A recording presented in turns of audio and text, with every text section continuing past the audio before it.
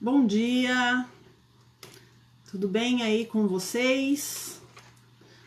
Hoje nós vamos trabalhar aí a dimensão 2 do instrumento de avaliação de reconhecimento e renovação de curso, né? Então é o corpo docente e tutorial que nós vamos trabalhar hoje, né?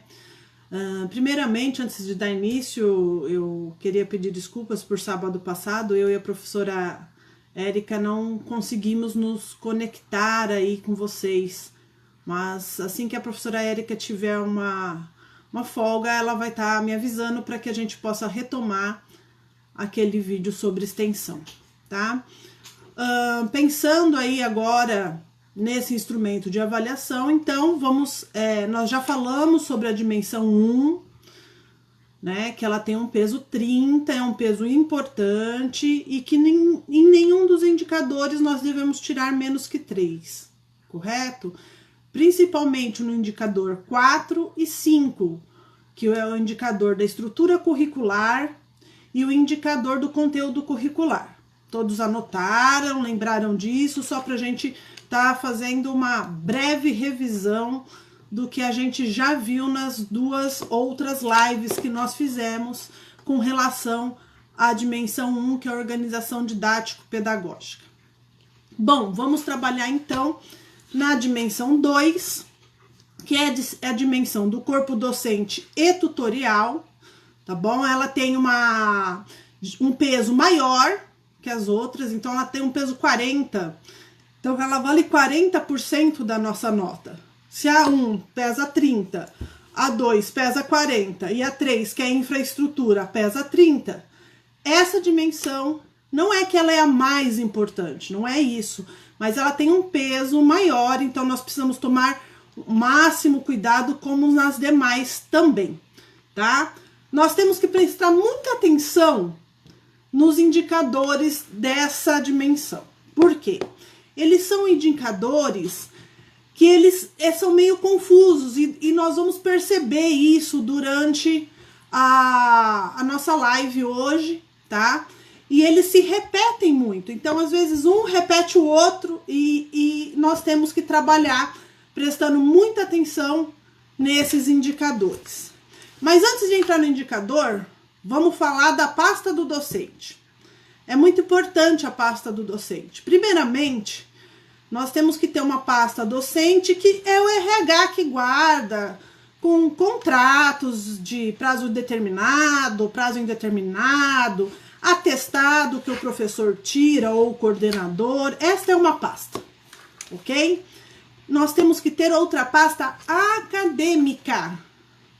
E aí, cada faculdade, cada universidade vai criar a sua pasta, tá? Ou em pastas suspensas, se preferirem, ou naquelas pastas pretas também. Eu gosto muito de trabalhar, tanto faz com uma ou com outra, se eu tiver, lógico, o arquivo para mim estar colocando as pastas suspensas para o avaliador, nós trabalhamos com as pastas suspensas, né? E com os saquinhos plásticos separados, por favor, porque às vezes a pessoa põe um saquinho e põe tudo lá dentro. Não é legal. O avaliador gosta de coisa organizada. E nós também gostamos de coisa organizada. Então, como que nós vamos fazer? Independente da pasta que você vai usar, tá? Geralmente a gente coloca para o avaliador o quê? Primeiro saquinho, vamos pensar assim, tá? Nós vamos ter vários saquinhos dentro dessa pasta. No primeiro saquinho eu vou colocar o currículo Lattes do professor. E aí, o coordenador precisa lembrar e o diretor precisa lembrar a esses professores de sempre estar atualizando o seu Lattes. De 3 em 3 meses, no máximo de 6 em 6 meses. Muitas vezes a gente chega numa faculdade, numa universidade, e chega lá e o professor, atualizou o Lattes. Não, o Lattes dele é lá de 2000. Ou é de 98 ainda. Gente, cobrem os seus coordenadores, os seus professores, os diretores, tem que atualizar o Lattes. Fez um curso, já vai lá e atualiza. É tão simples. Fez o curso, terminou, entra no Lattes, atualiza, o Lattes sempre vai estar atualizado, ok? Segundo saquinho, o que nós vamos colocar? Os documentos pessoais do professor. ok? Quais são os documentos pessoais do professor? RG, CPF e a carteira de classe. Então, se ele é advogado OAB, se ele é administrador, a carteirinha de administração, a carteirinha de ciências contábeis, a de engenharia, do CREA. Então, é importante a carteira de classe desse profissional, ok? Então, RG, CPF e carteira de classe. Próximo plástico, se ele tiver doutorado, aí nós vamos entrar em titulação, né? Então, sempre do maior para o menor, então vamos pensar que seja um professor doutor, nós vamos colocar a cópia do doutorado frente e verso, porque no verso tem os carimbos, tá bom? E isso é importante, porque se você só tiver a frente, o avaliador não vai considerar.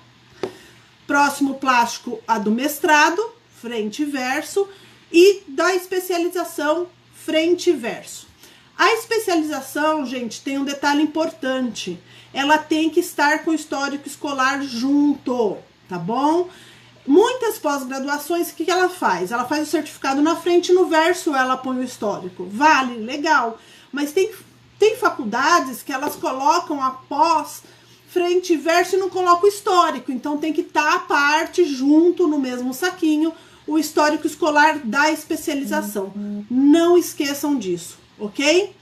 Vamos lá. Depois, no próximo saquinho, nós vamos ter o contrato de trabalho da pessoa. Então, a ficha funcional dela, né? Então, nós vamos ter que ter aí um contrato realmente de trabalho.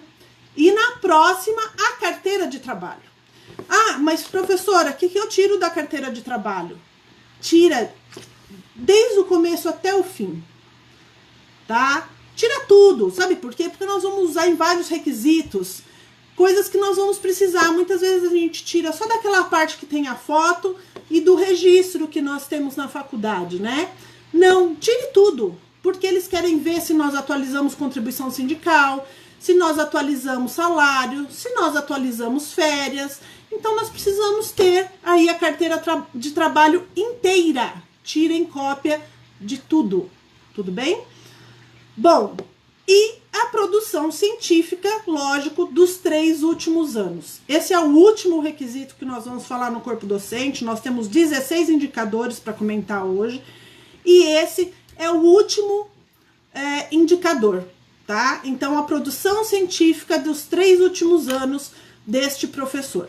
Pasta organizada, pasta com o nome do professor, inteirinha a gente monta para o avaliador, começando do A até o Z, ok? Deixem em ordem, por favor, é importantíssimo. Bom, qual é o primeiro indicador que nós vamos falar? Super importante, núcleo docente estruturante. É o indicador 2.1, então nós vamos falar um pouquinho desse indicador, ok? Vamos lá, sempre a gente pegando a nota 5, porque a nossa meta é 4 ou 5, não se esqueçam disso. Então, a gente sempre está lendo a nota com o número 5, ok? Vamos lá. O NDE possui, no mínimo, 5 docentes do curso. Seus membros atuam em regime de tempo integral ou parcial, mínimo de 20% em tempo integral, então pelo menos um professor. Pelo menos 60% dos seus membros possuem titulação estricto sensu.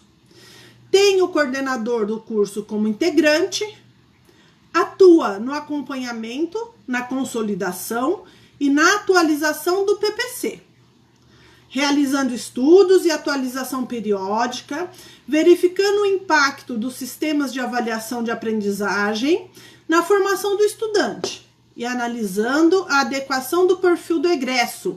Gente, lembrando, na dimensão 1, eu falei que o perfil do egresso é muito importante. Vejam que na dimensão 2, nós no primeiro indicador já estamos falando de novo de perfil de egresso. Considerando as DCNs e as novas demandas do mundo do trabalho e mantém parte dos seus membros desde o último ato regulatório. Gente, vamos lá. Primeiro, o que a gente tem que ter? 5 docentes no mínimo. E aí eu recomendo que realmente sejam 5 docentes. Professora, posso ter 8? Pode. Só que a porcentagem que você vai ter de pessoas com estrito sensu vai ser maior. Então, eu Flávia, indico que sejam feitos 5 docentes do curso, ok?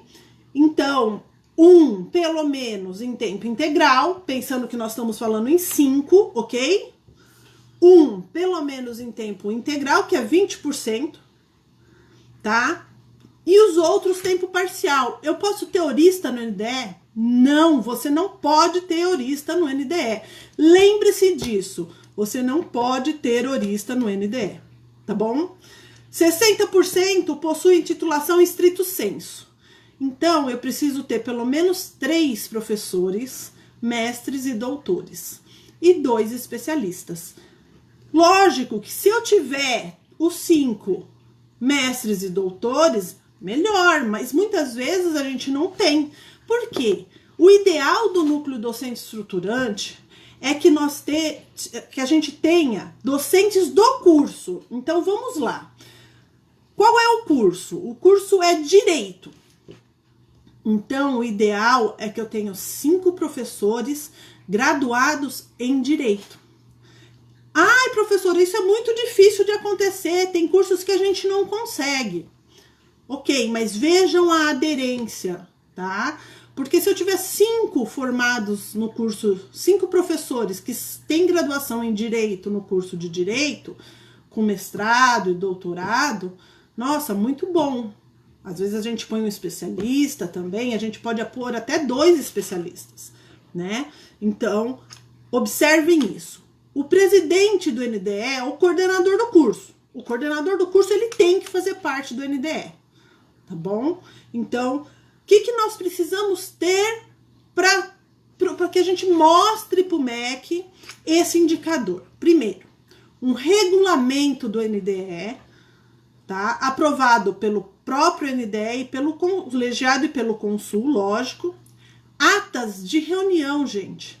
E atas de reunião, quando nós falamos em atas, nós não colocamos só lá, discutimos o PPC, ponto. Depois, discutimos o perfil do egresso, ponto. Não. A ata, ela tem que ser trabalhada. Então, na data de hoje, nós estamos atualizando o PPC referente ao perfil do egresso, que nós verificamos na região que é mais forte, na área assim, assim, assim, assim. Então, descrevam os tópicos, ok? Tenho 5 tópicos, você vai descrever, minha ata vai ter 3 folhas, 4 folhas, não importa, tá bom? Descrevam, os avaliadores estão cobrando isso, muitas faculdades só pontuam. Nós temos que descrever as atas, ok? Outra coisa importante, portaria de nomeação e as atribuições do NDE também aprovadas no consul. Então, diretores, prestem atenção nisso.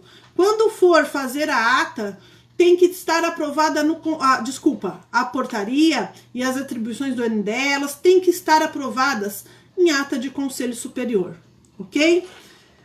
E aí, quais são essas atribuições do NDE? E eu elenquei algumas aqui, só para a gente rapidamente passar por elas, e depois, lógico que cada faculdade e universidade vai estipular a sua em regimento, vai estipular no regulamento, né? E vai aprovar tudo em conselho superior.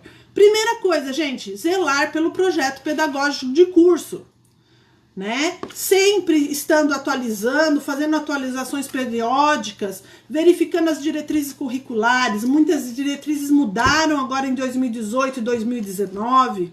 Ontem eu estava discutindo uma diretriz curricular de educação física.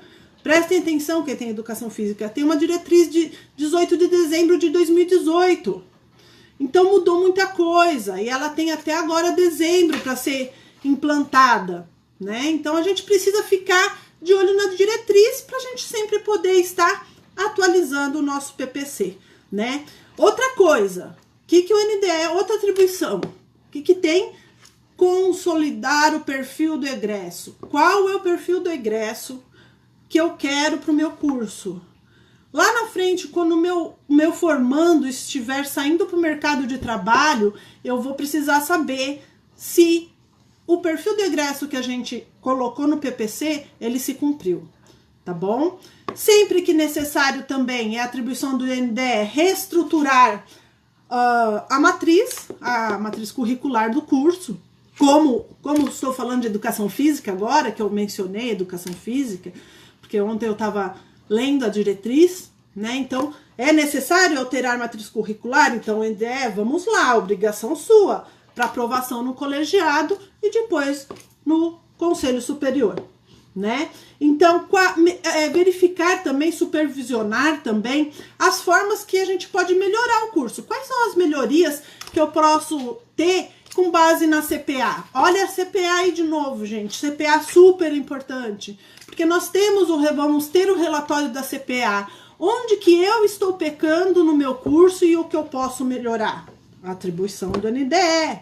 Analisar e avaliar os planos de ensino-aprendizagem, conforme os conteúdos curriculares, os componentes curriculares. Também atribuição do NDE, né? Acompanhar as atividades do corpo docente, recomendado pelo colegiado de curso. Preciso substituir um docente, também NDE, né? Acompanhar atividades complementares, pesquisa, extensão, NDE.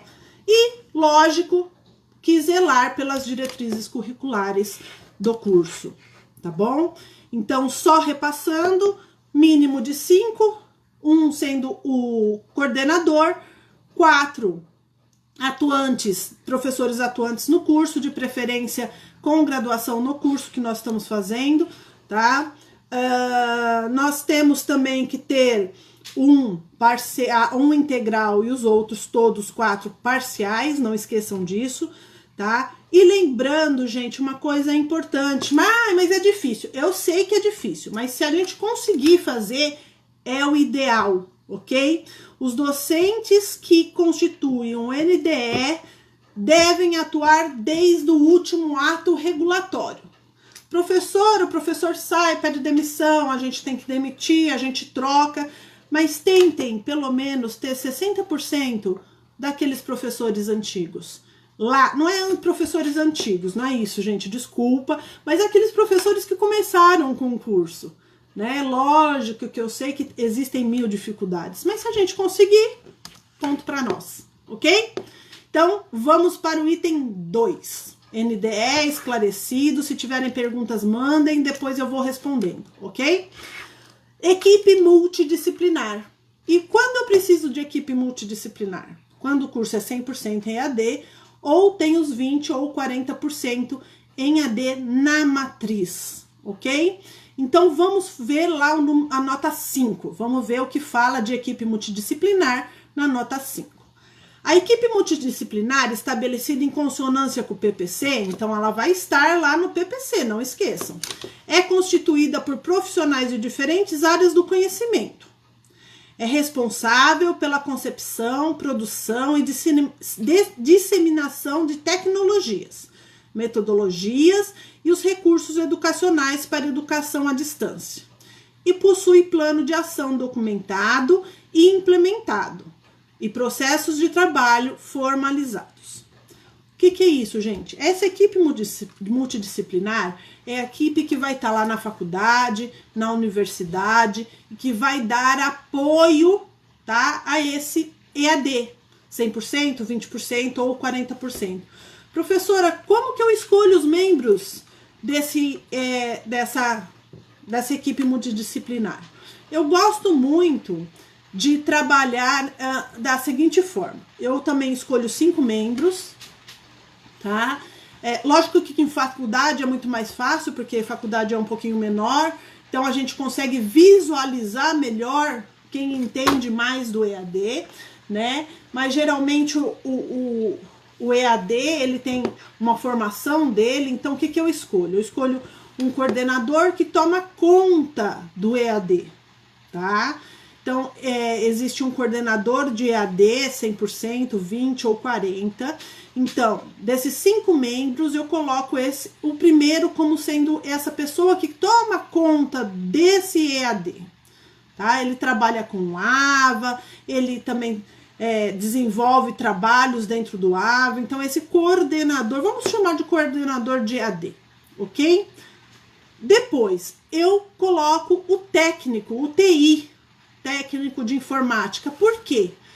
Porque se o aluno tiver um problema na hora que ele está lidando ali dentro da faculdade, lógico que o TI está dentro da faculdade ou da universidade, ele tem como chamar essa pessoa e falar, nossa, não estou conseguindo mexer aqui nesse sistema. Como que eu faço? Essa pessoa que é especializada nisso vai estar ajudando, tá? Eu gosto de colocar um professor. Um professor é legal, gente. Por quê? Porque o professor, ele tem que conhecer o AVA também, todos os professores, né? Então, ele tem que conhecer como que funciona, como deixa de funcionar. Então, eu gosto de colocar um professor também que tenha um maior conhecimento com relação ao EAD, aos 40%, aos 20%, aos 100%, né? Esse professor que possa também auxiliar, né, o tutor, possa auxiliar o aluno, possa estar ali também no momento que se precise dele. Um aluno, tá?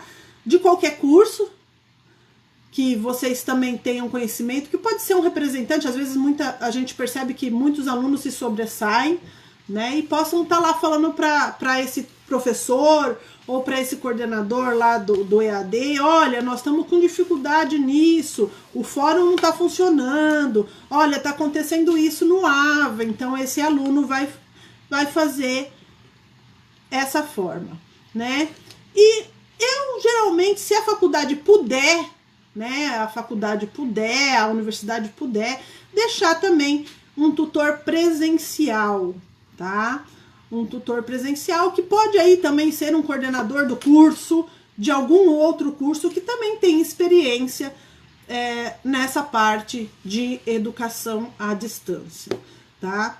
O que a gente precisa, gente? Aqui no item 5 ele fala, né, que é responsável pela concepção. Então, concepção, nós já pensamos no coordenador do EAD, produção e disseminação das tecnologias, é esse coordenador de EAD, ok? Recursos educacionais, plano de ação documentado. A equipe multidisciplinar é só montar? Não, gente. A equipe multidisciplinar, ela tem que ter uma portaria aprovada pelo Consul. Ela precisa ter um plano de ação. Se a faculdade é semestral, semestral. Se a faculdade é anual, anual. Qual vai ser o plano de ação para a gente trabalhar com esses alunos nesse semestre, né? E aí a gente publica nos murais esse plano de ação, passa para os alunos, para os professores, né? Implementado e processos de trabalhos formalizados, tá? Eu falo que todo professor, todo coordenador que atende aluno tem que ter uma ficha individual que ele carrega com ele. Eu fiz o atendimento do aluno tal, ele estava com dúvida em item tal, nós sentamos e falamos isso, o aluno assina e o professor assina, isso é guardado junto na secretaria, lá na hora que o professor entrega, tá, gente?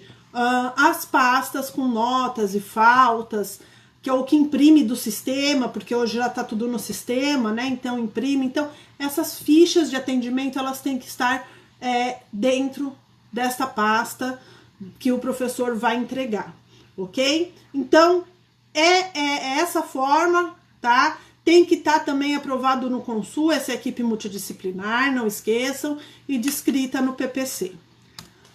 Bom, indicador 2.3, atuação do coordenador. Vamos falar então agora um pouquinho do nosso coordenador de curso. Primeiro, que o nosso coordenador de curso, ele tem que entender e saber a matriz do curso dele, gente.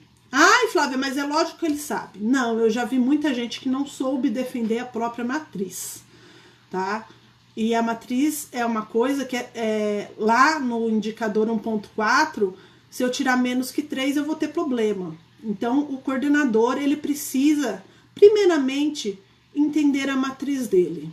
Então, a hora que ele está discutindo lá com o NDE e com os professores, ele precisa saber porque a matéria X está no primeiro semestre e a Y está no terceiro. porque o avaliador vai cobrar isso dele, tá? Então, vamos lá falar sobre a atuação do coordenador. A atuação do coordenador está de acordo com o PPC, atende a demanda existente, considerando a gestão do curso, a relação com os docentes e discentes, com tutores e equipe multidisciplinar, quando for o caso, e representatividade nos colegiados superiores. É pautada em um plano de ação documentado e compartilhado, dispõe de indicadores de desempenho da coordenação disponíveis e públicos e administra a potencialidade do corpo docente do seu curso, favorecendo a integração e a melhoria. Então, aqui, o coordenador, além de entender super bem sobre o seu PPC e super bem sobre o seu curso, ele vai ter um plano de ação.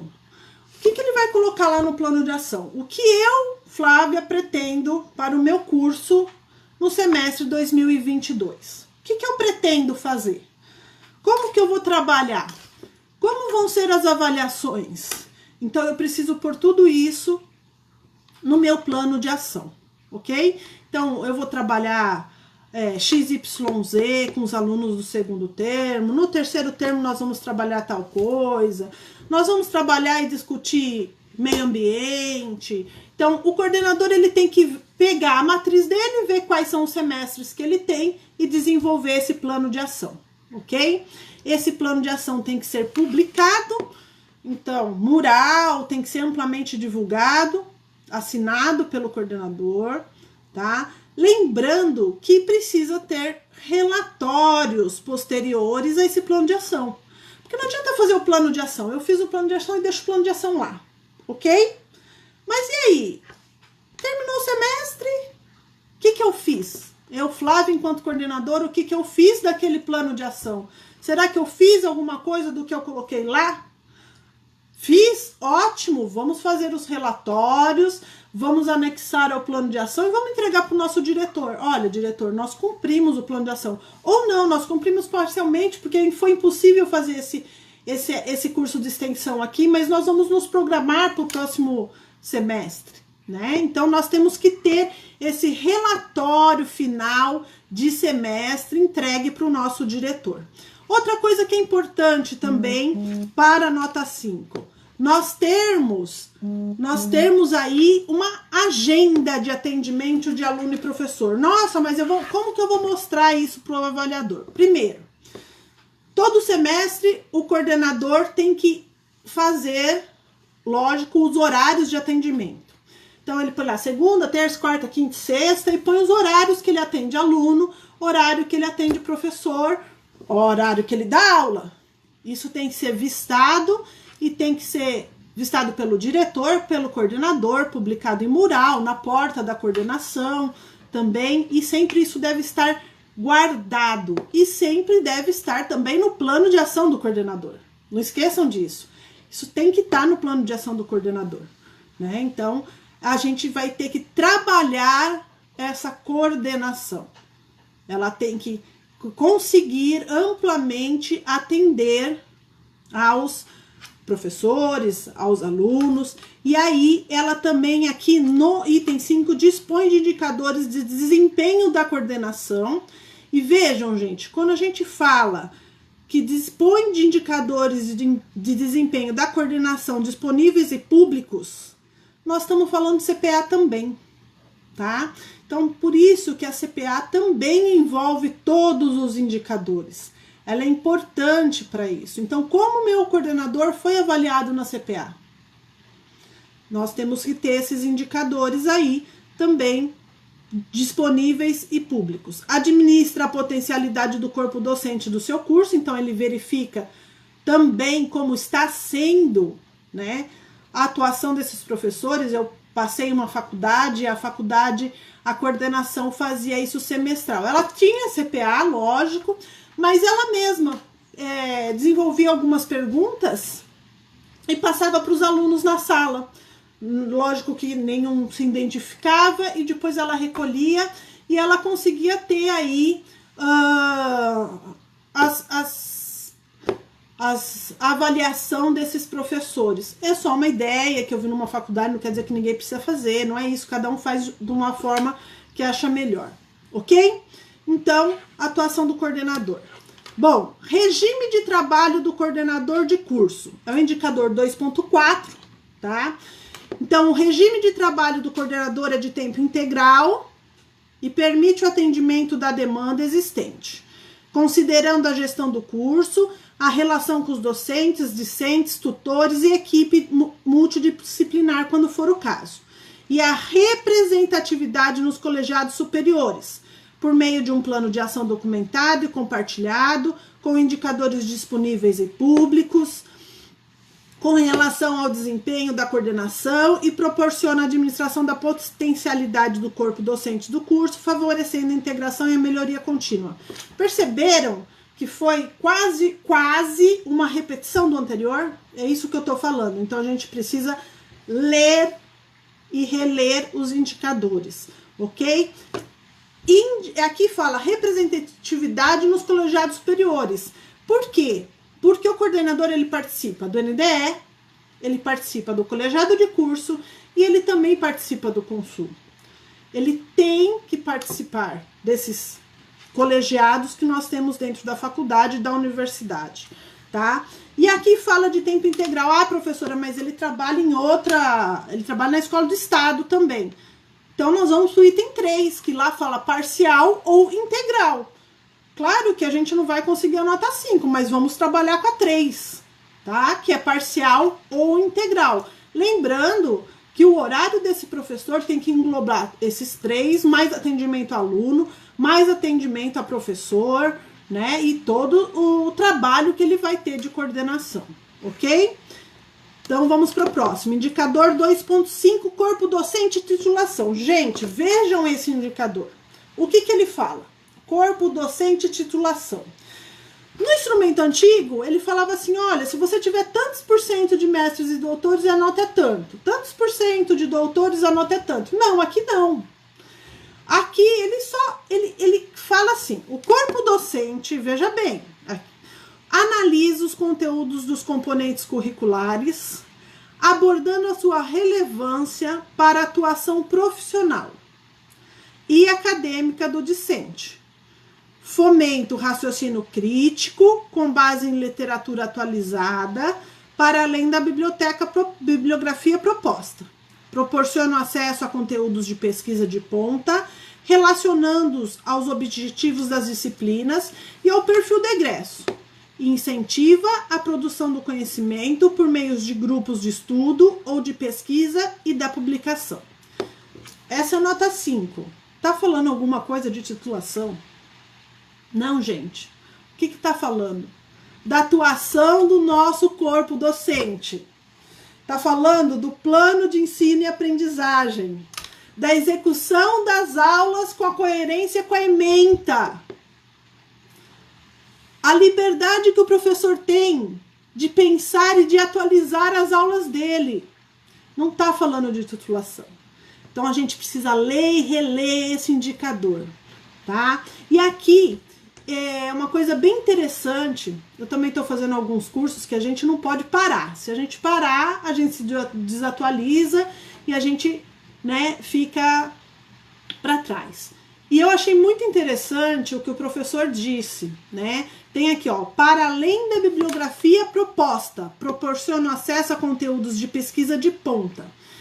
Ele deu a dica de uma bibliografia extra. Nós já temos lá no nosso PPC e vamos manter básica e complementar, ok?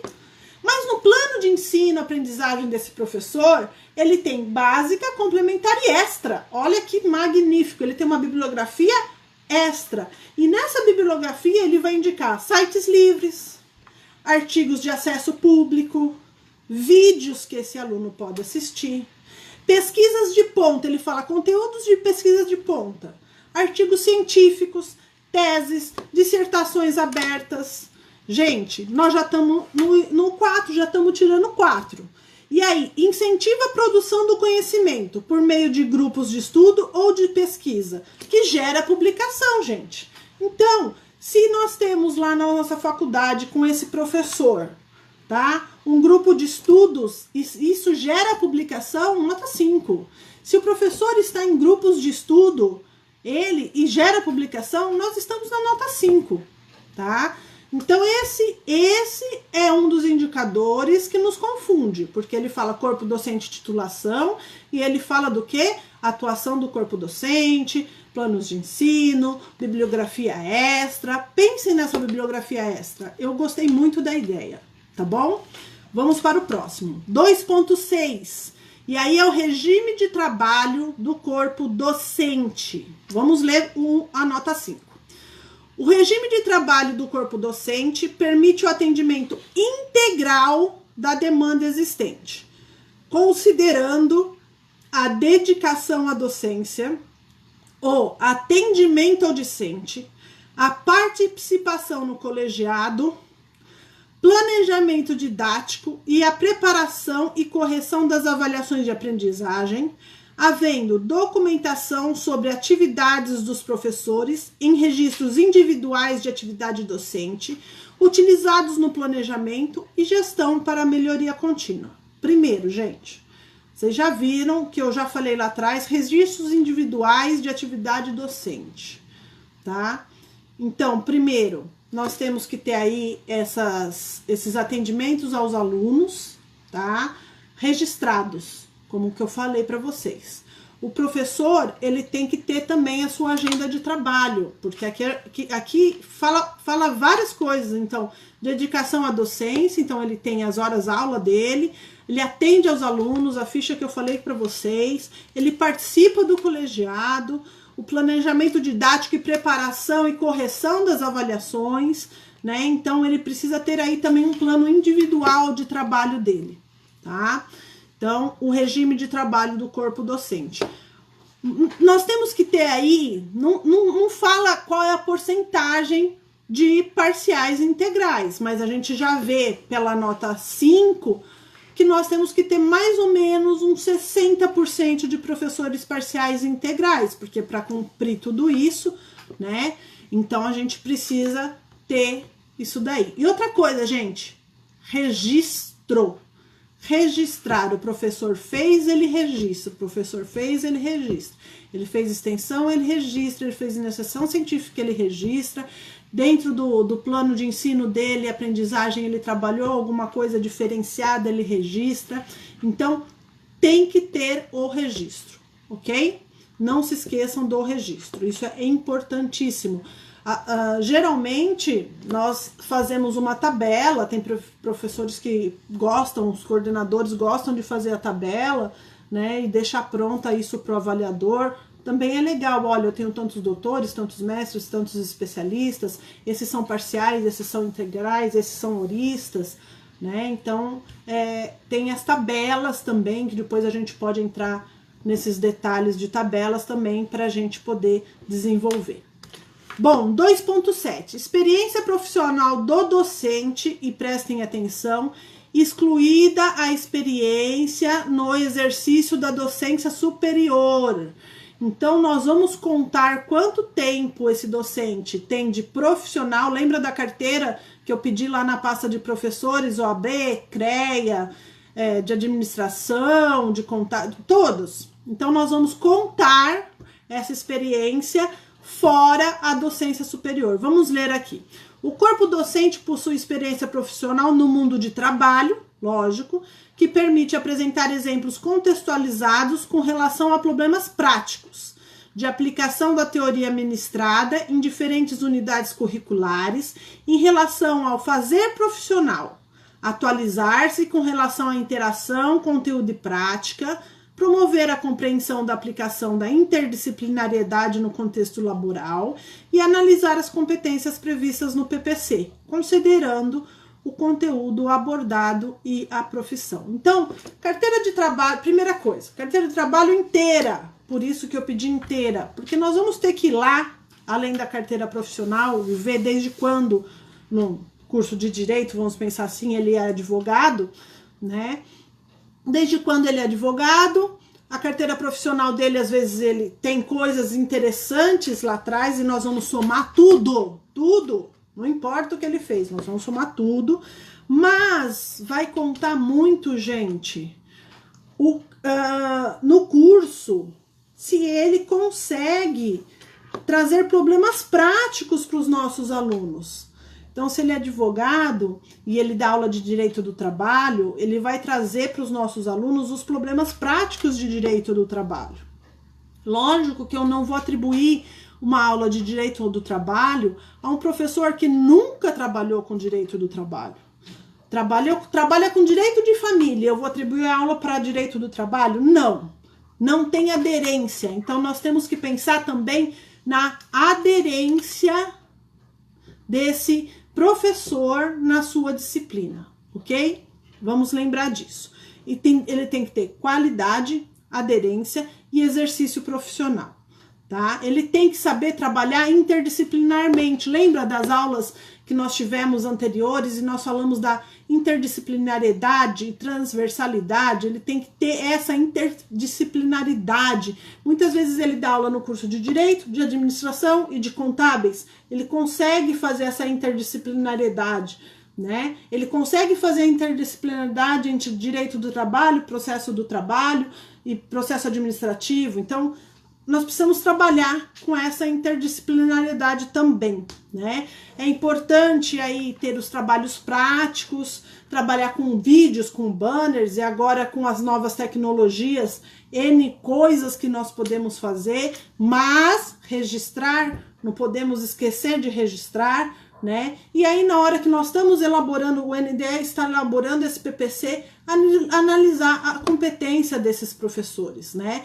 Nós temos que ter aí, gente, é uma coisa importante que o NDE vai ter que desenvolver, uma ficha individual para cada professor.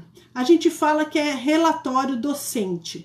Tem que ser feito também semestralmente, onde vai ter o nome do professor, a carga horária dele, se ele é parcial, integral e horista, se ele participa do NDE, se ele participa do colegiado, quais são as aulas que ele ministra, qual é o perfil do egresso. Então, nós temos que montar também esse relatório docente que tem que ter semestralmente e tem que ser assinado pelo NDE.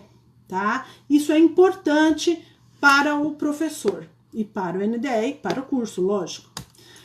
2.8. Experiência no exercício da docência na educação básica. Aqui, gente, é só para os cursos de licenciatura ou de tecnologia, né? Tem aqui fala profissional, científica e tecnológica. Então, tecnologia, ok? Então, vamos lá. O corpo docente possui experiência na docência da educação básica para promover ações que permitam identificar as dificuldades dos alunos, expor o conteúdo em linguagem aderente às características da turma, apresentar exemplos contextualizados com os conteúdos dos componentes curriculares, elaborar atividades específicas para a promoção da aprendizagem de alunos com dificuldades e avaliações diagnósticas, formativas e somativas, utilizando os resultados para a redefinição de sua prática docente no período.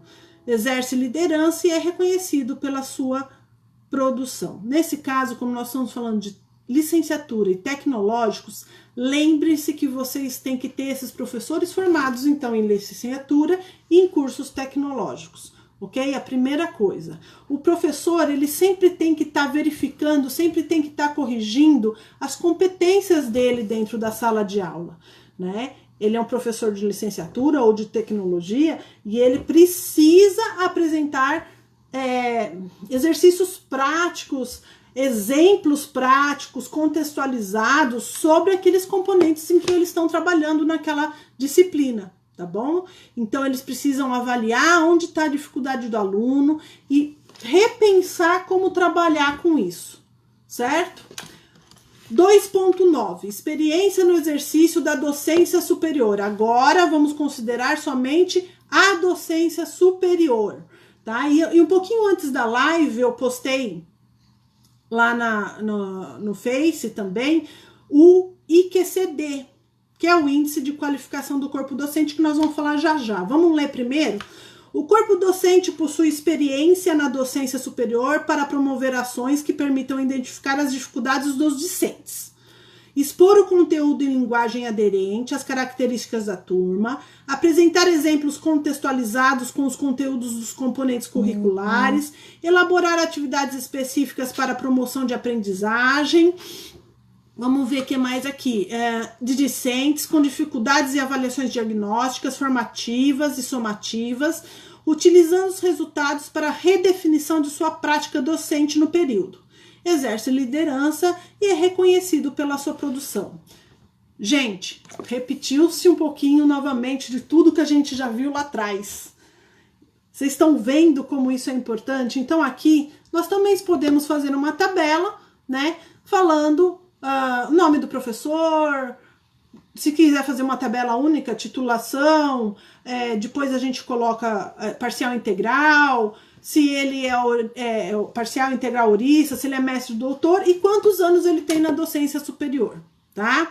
E eu gosto nessa parte de colocar também, calcular e colocar o IQCD, que essa fórmula é uma formulazinha que eu coloquei no Face, mas que eu vou tentar explicar para vocês aqui, tá? É uma formulazinha, tipo uma fórmula de matemática.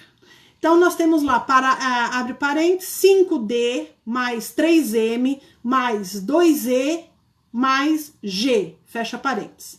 D, M, E e G é doutor, mestre, especialista e graduado. Lógico que nós não teremos graduados dando aula nos nossos cursos superiores, correto? Mas, como foi colocado aqui, a gente não mexe, mas nós não temos graduados dando aula nos nossos cursos superiores. Dividido, então passa a linha por, abre parênteses, D mais M mais E e mais G, fecha parênteses. Então, essa fórmula, gente, então é 5 vezes a quantidade de doutores que você tem, mais 3 vezes a quantidade de mestres que você tem, mais 2 vezes a quantidade de especialistas, dividido pelo número de doutores, mestres e especialistas. Essa conta não pode dar menor que 3, porque 3 é o índice satisfatório. Se eu tiver 3,75, eu já estou num índice mais satisfatório. E se eu tiver 5, eu estou num índice muito excelente, tá? Então, por aqui, nós vamos saber o nosso índice de qualificação do corpo docente, tá? Eu já coloquei aí a fórmula para vocês antes de iniciar a live, mas depois também posso mandar, não tem problema, a gente manda novamente, tá bom? Isso é importante. Vamos lá para o item 2.10 para a gente acabar corpo docente hoje para começar a infraestrutura no próximo sábado. Experiência no exercício da docência na educação à distância. Então, para aqueles cursos, né, que tem 20%, 40% na matriz. A experiência do corpo docente no exercício da docência na educação à distância permite identificar as dificuldades dos discentes, expor o conteúdo em linguagem aderente às características da turma, apresentar exemplos contextualizados com os conteúdos dos componentes curriculares e elaborar atividades específicas para a promoção de aprendizagem de discentes com dificuldades e avaliações diagnósticas, formativas e somativas, utilizando os resultados para a redefinição da sua prática docente no período. Exerce liderança e é reconhecido pela sua produção. Novamente se repetindo, né? Desculpa. Novamente repetindo vários itens, né?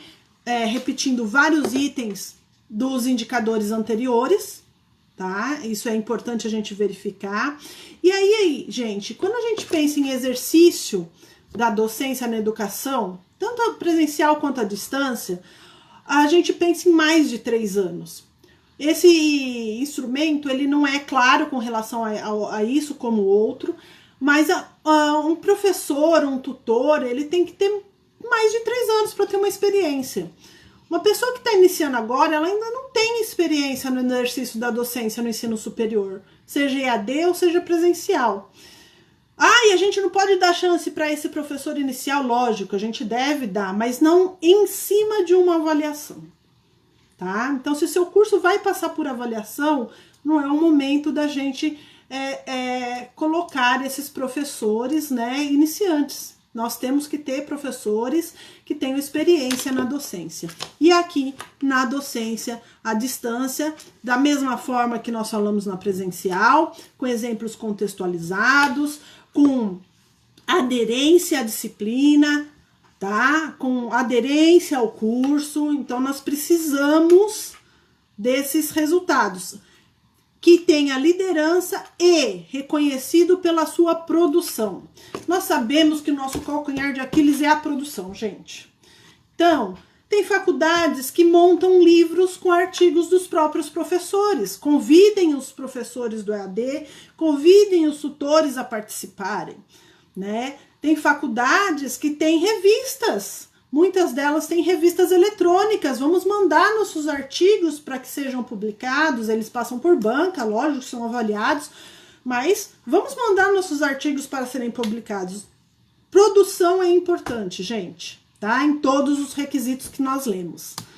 Bom, 2.11, exercício, experiência no exercício da tutoria na educação à distância. Então, exatamente matrizes que tem 20%, 40%, vão ter que observar esse item. Então, experiência do corpo tutorial permite fornecer suporte às atividades dos docentes, realizar mediação pedagógica junto aos discentes, demonstrar inequívoca qualidade no relacionamento com estudantes, incrementando os processos de ensino-aprendizagem e orientar os alunos, sugerindo atividades e leituras complementares que auxiliem na sua formação.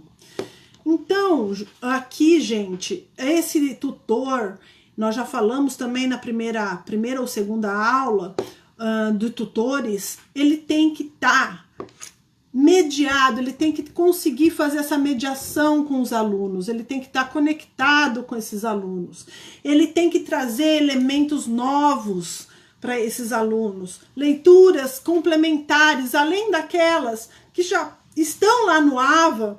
Esse tutor vai estar falando com eles e falando, gente, olha, tal leitura é importante para vocês, vamos complementar o nosso curso, a nossa disciplina com essa leitura, vamos nos aprofundar mais nesse estudo. Então, nós precisamos ter esse tutor. 2.12, atuação do colegiado de curso ou equivalente. Gente, colegiado de curso é importantíssimo, como o NDE é importante, tá? O colegiado atua, está institucionalizado, possui representatividades dos segmentos, reúne-se com periodicidade determinada, sendo suas reuniões e as decisões associadas devidamente registradas, havendo um fluxo determinado para o encaminhamento das decisões. Dispõe de sistemas de suporte ao registro, acompanhamento e execução de seus processos e decisões, e realiza avaliação periódica sobre seu desempenho para implementação ou ajuste de práticas de gestão. Bom, primeiramente, novamente, nós temos aqui, olha, realiza avaliação periódica, né? Então, temos que pensar ou na CPA ou em uma outra avaliação periódica que o colegiado possa fazer. Primeiro, o colegiado tem que estar institucionalizado, então existe portaria e atribuições do colegiado aprovadas pelo Consul e um regulamento também. Não se esqueçam, tá? Nós temos que ter aí representatividade dos segmentos. Então, aqui no colegiado nós temos um aluno, gente. Um aluno que tem que ser escolhido pelos seus pares para representar os alunos do curso. Tá? Então, nós não podemos esquecer disso. Se o avaliador chegar lá e pegar as atas assinadas pelos professores e não tem assinatura de aluno, essa ata não vale nada, porque ela não tem representatividade dos segmentos, ok? Então, nós precisamos ter atas com as assinaturas dos nossos discentes que participam dessa reunião, porque ele vai dar a opinião do aluno, da visão do aluno, tá? Planilha, lógico, com esses relatórios mensais do que foi decidido para esse semestre. Então, nós podemos ter uma ata no início, uma ata no final e uma extraordinária no meio? Posso, Posso ter a extraordinária, mas eu preciso ter os relatórios do que foi decidido nessas atas e se isso vem acontecendo. Até para a gente prestar contas ao nosso diretor, prestar contas aos nossos alunos do que vem sendo realizado, tá? Então, isso é muito importante. Bom, 2.13, titulação e formação do corpo de tutores do curso, tá? E aí, também fala de tutores, então é 20% e 40% da matriz, ou 100% do curso. E aí eu quis trazer não só a nota 5, mas eu trouxe a 4 e a 3 também, porque a 5 fala assim, ó, todos os tutores são graduados na área da disciplina, pelas quais são responsáveis, e a maioria possui titulação obtida em pós-graduação estrito sensu. Então, para a nota 5, lá no curso vamos pensar, de direito, que tem 20% ou 40%, nas disciplinas em EAD eu vou ter professores graduados no direito com mestrado e doutorado, aí eu tiro 5. Ah, mas aí também você está querendo demais. Ótimo, vamos trabalhar então com tutores graduados na área da disciplina pela qual ele é responsável e com lato sensu. Lato sensu, uma pós-graduação, ok? Então, vamos... Mas, professora, aí fica difícil. Não, o 4 é suficiente, gente. Ou o 3, os tutores são graduados na área de disciplina pela quais são responsáveis. Não recomendo, ok? Recomendo o 4, tá? Todos os tutores são graduados na área da disciplina pelas quais são responsáveis. E a maioria possui titulação obtida em pós-graduação lato sensu. Vamos lá? Então, vamos para o próximo. Estamos acabando, ó. Aguenta as pontas, gente. 2.14. Experiência do corpo de tutores em educação à distância. Então, vamos lá. O corpo de tutores possui experiência em educação à distância. Mais de 3 anos, gente. Não que eu estou determinando 3 anos, não é isso, tá? Mas é uma base para você ter uma experiência em trabalhar com educação à distância. Ok? Que permite identificar as dificuldades dos discentes, expor o conteúdo em linguagem aderente às características da turma, apresentar exemplos contextualizados com conteúdos e componentes curriculares, elaborar atividades específicas com colaboração dos docentes para a promoção da aprendizagem de alunos com dificuldades e adota práticas comprovadamente exitosas e inovadoras, que nós já falamos sobre práticas exitosas e inovadoras exaustivamente nas 2 primeiras lives, tá? No contexto da modalidade à distância. Gente, aqui seria interessante, e no próximo indicador, que é o 2.15, termos atas de reuniões entre tutores, professores e coordenação. Isso tem que ser organizado pela coordenação de curso, junto com a coordenação do EAD, né? E sentar e fazer atas de reuniões, planejamentos, fazer avaliações. Vocês viram que novamente nós estamos repetindo exemplos contextualizados, conteúdos de componentes curriculares, atividades específicas, né? Verificar a aprendizagem do aluno que tem dificuldade. Então, é isso que eu falei da dimensão 2. Nós temos que ler muito esses indicadores e ver que eles se repetem em algumas. Então, isso tem que ser... Por que a repetição? Para que a gente faça realmente isso acontecer, tá? Então, a gente precisa ter essas reuniões, esse planejamento com essas pessoas. O 2.15, interação entre tutores, docentes e coordenadores de curso à distância. Então, aqui é novamente ter essa interação, ter essas atas, ter esse planejamento, ter relatório do que está sendo realizado. Muitas vezes a faculdade ou a universidade fala, mas nós fizemos, ótimo, e cadê o relatório? Ah, nós não registramos. Gente, nós não registramos significa para os avaliadores que nós não fizemos. Então, tudo que for feito tem que ser registrado, ok? Vamos ler a interação. a interação explicitada no PPC. Então, nós temos que demonstrar no PPC essa interação e como é feita. Então, existem reuniões aí feitas entre tutores, docentes e coordenadores do curso à distância. Eu tenho essas atas, tá? Que garante a mediação e articulação entre tutores, docentes e coordenador do curso. E quando for o caso, coordenador do polo, porque se for 100%, nós vamos ter polos espalhados aí pelo estado de São Paulo ou até pelo Brasil afora, né?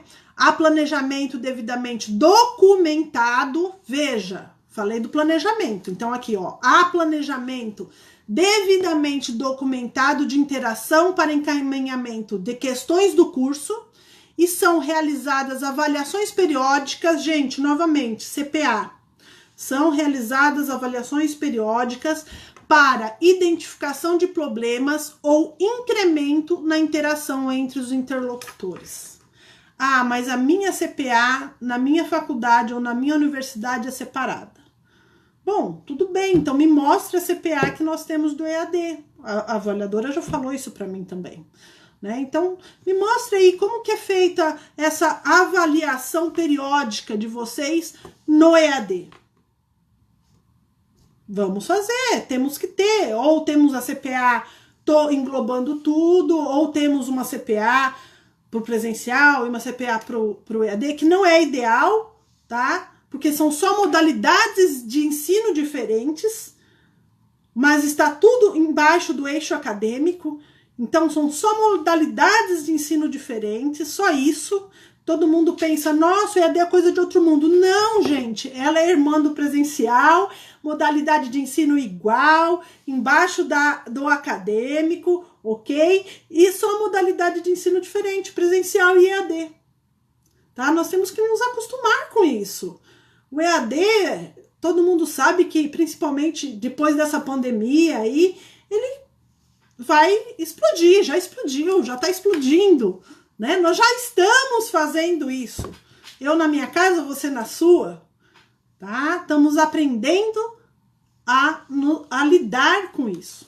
E o último indicador, gente, que é o nosso calcanhar de Aquiles. Falo isso porque muitas faculdades, universidades têm dificuldade. Produção científica, cultural, artística ou tecnológica. E aí, gente? E aí, aqui eu também pus dos 5 ou 3, tá? Vamos ler os 5 primeiro. Pelo menos 50% dos docentes possuem, no mínimo 9 produções nos últimos 3 anos. Pelo menos 50. Se eu tenho 10 professores no curso, eu tenho que ter 5 professores com 9 produções nos 3 últimos anos, ok? Mas vamos para a nota 4. Pelo menos 50% dos docentes, no mínimo 7 produções nos últimos 3 anos. Aí eu acho que melhorou, né? Melhorou. E no último caso, porque nós não podemos tirar 2 e 1, nós temos que tirar 3. Pelo menos 50% dos docentes possuem no mínimo 4 produções nos últimos 3 anos. E aí nós temos nota 3. E aí por que a gente tem que tirar 3? Porque assim, gente, o corpo docente ele vale 40%. Então, nós pelo menos temos que tirar 3 em todos os indicadores. Na realidade, nós temos que tirar nota 4 ou 5 e 3 no mínimo, como seria, vamos dizer, esse caso desse daqui. Porque se a gente tira um 2 ou um 1, o meu 5 que eu tirei lá em outro indicador cai. Cai porque ele vai compensar aqui. Então, a minha nota, em vez de ser 4, vai ser 3, né? Então, nós temos que pensar aí nessa compensação. E essa dimensão 2 é importante, porque nós temos que contar titulação, nós temos que contar regime de trabalho, tutoria, atas, relatórios. Então, nós falamos de vários relatórios, nós falamos, hein, gente? Relatório do coordenador, plano de ação do coordenador com os resultados posteriores finais. Depois nós falamos de plano individualizado de professores. nós falamos de plano de tutores, docentes, nós falamos de ficha individual de atendimento do professor. Então, são vários documentos que nós temos que ter e mostrar para os avaliadores que nós temos e que funciona. E registro de todas as atividades. Não se esqueçam disso. Registro de todas as atividades. Tá bom? Obrigada por vocês ficarem aí comigo hoje. São 11h05, passamos um pouquinho. Semana que vem nós vamos falar da infraestrutura. Também é muito importante, tá? Espero vocês no sábado que vem. Qualquer dúvida, me mandem aí, me mandem por zap. Eu vou responder para vocês durante a semana, todas as dúvidas que vocês tiverem, tá bom? Lembrando que sempre seguindo a orientação acadêmica da sua faculdade, da sua universidade, do local onde você trabalha, tá bom? Obrigada, bom dia, bom sábado, bom final de semana. Beijos!